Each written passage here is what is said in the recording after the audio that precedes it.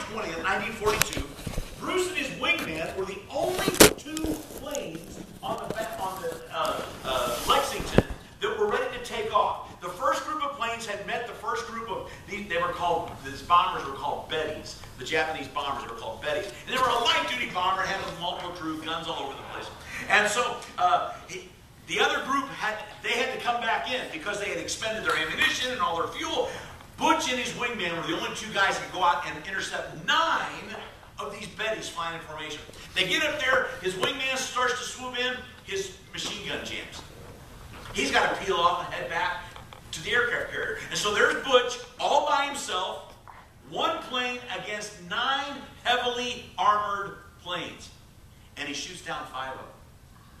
And it's absolutely bust the formation up. They do drop some bombs. They're not effective. The Lexington escapes. Bruce comes back and tremendous accolades. He gets the Medal of Honor put on him by President Roosevelt himself. And he becomes the face of the military. We don't understand this, but back in those days they sold something called war bonds. And Butch O'Hare went to all the cities across the United States to ask the people to invest in war bonds. That's how we funded our military back in those days and the war effort. And so he just did this. He was promoted to lieutenant commander, and this is where the story takes a different turn. He ends up back in the carrier the summer of 43, and on November 26, 1943, Lieutenant Commander Butch O'Hare was lost. And it was the first mission of its kind. The Japanese, we were decimating them. Our pilots were so superior. They had great planes, but our pilots were so superior, they decided to start attacking our carrier fleets at night. And Butch and his group were the first men to go out at night and fight them before they got to Lexington. And unfortunately, as the battle was just starting, his plane was shot down. He crashed into the ocean at night. There was never anything found of the wreckage or of him. Again, I encourage you to look up more. Many, many honors were given to him because he was a tremendous, tremendous man. Has anybody ever flown into the airport in Chicago called O'Hare International? Hey, there's some. Guess what? Yeah, if you've ever flown in America, you've flown into O'Hare. That was named after him. In 1949, they decided to name it. It was Orchard Field or something like that. It became O'Hare International Airport in tribute to him. And in fact, they got, and I just read this, again, Google this guy. There's so much out there. They got an exact replica of his plane between Terminal 1 and 2 of O'Hare. So next time I'm there, I got to go see this, okay? You got to go check out the replica of his plane. But there's more to the story. See, who really was he? What was his family like? And this is really the amazing part that just kind of blows you away. His father was known as Fast Eddie O'Hare. And he was a lawyer for Al Capone. Ooh. Fast Eddie was Capone's lawyer that kept him out of jail for years and years and years. And about 1931, Fast Eddie has had a come-to-Jesus moment or something. We really don't know what caused him to do this. But he decided to turn in Al Capone. And he started working with the FBI. Remember the Untouchables? Elliot Ness? That's when all this came to be. And there's been movies about it and everything else. Well, Fast Eddie had all the books. And he said, here, and they got Capone on tax evasion charge. And you know where one of the prisons he served at? It was Alcatraz. I pointed that way the first time. That's Bakersfield that way, which is maybe close to Alcatraz. And when I talk to my friend Vern, I always make fun of him because he lives in Bakersfield. But Alcatraz, they sent him to Alcatraz, and he spent most of his federal time there. And Al Capone, terrible, terrible hoodlum. But Fast Eddie lost his life in 1939, just before Al Capone got out. And they believe Al Capone put a hit out on him. That's exactly what happened. But Al Capone's lawyer, now his son, has an airport named after him in Chicago. Isn't that incredible? In our culture, who your father is or who your grandfather is very important. I'm Kenneth William Haskamp. My dad is Kenneth Lee Haskamp. His father, my grandfather, was Harry Charles Hayskamp. And his dad, my great-granddad, was Heinrich Hayskamp. He was born in Germany, and they came over 1880-something or something like that. But you know what? Who cares? It really doesn't matter. But yet, in the Bible times, who your father was very important. Remember, if you read the King James, when Jesus talks to Simon one time, he says, Simon Bar-Jonah. In the NIV, it's Simon, son of Jonah. See, when you talked about people back then, who their daddy was important. And you just said, my son Joe was sitting there last time, it breaks down with my wife, but it would be Joe, son of Ken. Very important. Not in our culture today. But in the first century, enormous. And that's why this first message in our new sermon series, who is this Jesus today? His lineage is hard to explain. Consider this statement, that the identity of Jesus must be understood in light of how the Bible explains his ancestry that straight up is hard to comprehend. Let's see if you agree when we get done here today. There's two unmistakable views of the ancestry of Jesus that is going to bring us to an important conclusion today about who is this Jesus. We start with this, that the lineage of Jesus was understandable to his mom. Now you think, duh. Well, really? Because moms ought to understand who we are, right? And Jesus' mother was like that. His mother's name was Mary. We all know that. And by the way, let me just explain something.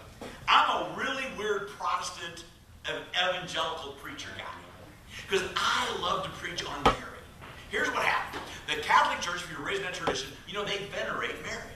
That's pretty high up there, okay? And so they venerate Mary. So guess what the Protestants pretty much have done? Think of the pendulum effect. They don't even talk about Mary. Mary who? No, I love to talk about Mary. Of all the women that have ever walked on the face of the earth, guess which one is the most blessed? Mary. Guess who ought to be the example to every woman walking on the face of the earth next to Jesus? Mary. Because of all the women in the world, God said, you're going to be the one who raises my kid. Just let that soak in your brain for a while. So Mary was this 14, 15, 16-year-old little girl. That's what we call her today, right? But that's who got married back in those days. Yeah, Joseph was probably a guy in about 30, to be honest with you. We go, ooh, that was the culture, just settle down, okay? Ugly by our means, and yeah, I'd shoot the guy, but that wasn't how it worked back then. So Mary's this little girl, we think, but very mature, 14, 15, 16 years old, from a village of Nazareth. Nazareth was maybe 250 people. That's like smaller than Crow's Landing. Crow's Landing's small, but Nazareth was even smaller. Just inconsequential. It was up in the hills of the Galilean area. Nothing to point to. Tradition says that the angel appeared to her at the well. And I don't think we didn't go to the well last time we were in Israel. I'll have to have Hesse take us through this next time. There's only one well in old Nazareth. And so where did everybody have to go a couple times a day for water? The well. So tradition says that's what happened. So go to Luke, the first chapter. Let's find out about the annunciation to Mary of what's about to happen to her. So we're picking it up in Luke chapter 1, starting in verse 26. In the 6th month, God sent the angel Gabriel to Nazareth, a town in Galilee. Now let me tell you something. My wife decided a long time ago that Gabriel is not wanted in our home. Because when Gabriel shows up, people have babies. And we're done with that. We're so done. Am I right? Am I right? So, and there's a lot of fun with that, because we've also told some girls in our youth group, unless an angel Gabriel shows up, you better not show up that way. Okay, that's how we have a little fun with that. But Mary and the angel Gabriel comes to Nazareth, the town of Galilee, verse 27, to a virgin pledged to be married to a man named Joseph, a descendant of David. The virgin's name was Mary. The angel said to her, "Greetings, you who are highly favored. The Lord is with you." I love this next thing. Mary was greatly troubled at his words and wondered what kind of a greeting this would be. Now listen, the angel probably wasn't standing there in this glowing white with big wings. Angels don't have wings. Talk to me about that later. I'll tell you where the tradition of wings comes in. Okay? So talk to me about that later, or something sweet to eat or drink. So, but Mary is like, okay, maybe he was just dressed kind of normal. Like, who's this guy talking to me? Well, I think it gets more interesting. Just look at verse 30. But the angel said to her, do not be afraid, Mary. You have found favor with God. You will be with child and give birth to a son, and you are to give him the name Jesus. He will be great and will be called the Son of the Most High. The Lord God will give him the throne of his father David, and he will reign over the throne of Jacob forever. His kingdom will never end. By the way, there's 7 promises right there. And they're really cool to study, but we'll have to wait until next year.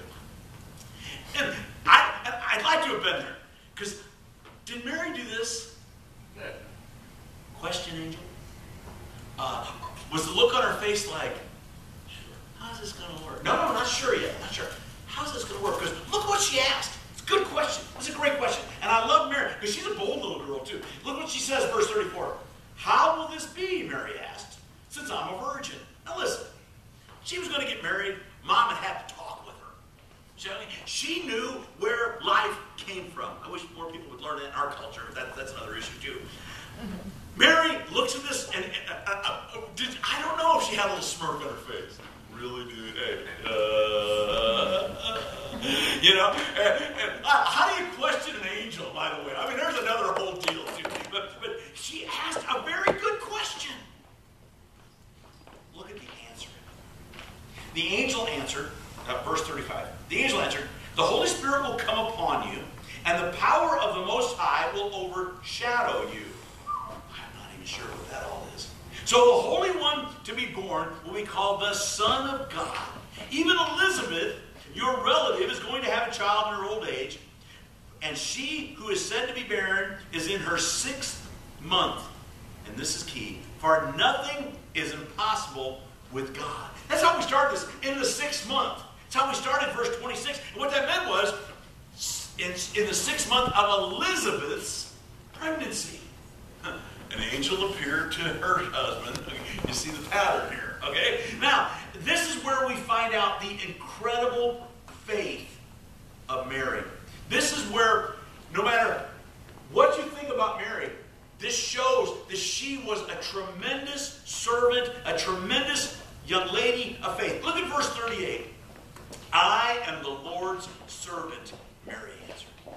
May it be to me as you have said. Then the angel left her. Mary understood what her mission was. Get your arms around this. You're going to have God's baby and raise God's baby. Would you quit thinking church? Think of the responsibility that just flopped in your lap, literally. Think of that song, Mary, Did You Know? It means more to me this year than it ever has in the past. Did you know that when you were kissing your baby, you're kissing the face of God? Just get that on you for a minute.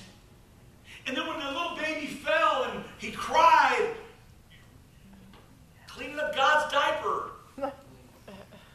Would you quit thinking like church weird people? Think like a human. The responsibility that this little girl had put on her. What did she say? May it be as you have said. I'm really good at arguing with God. You want me to go where? California. But I like being a Buckeye fan living in Ohio. Yeah. I'm still a Buckeye fan. Just live in California now. It amazes me. We're having a great time with the rain. We just love rain. We miss rain when you live out here. Because remember, where we grew up, it can rain any day of the year. Not just like 8 of them. Folks, Mary, she says, what? Now think about this. Imagine Mary walking up to her mom. Hey, Mom, went down to the well today and met an angel. The angel says, I'm going to be pregnant.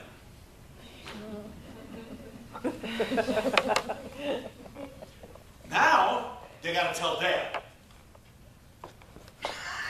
Then Dad, this is how it really would work. Dad would have went to tell Joseph.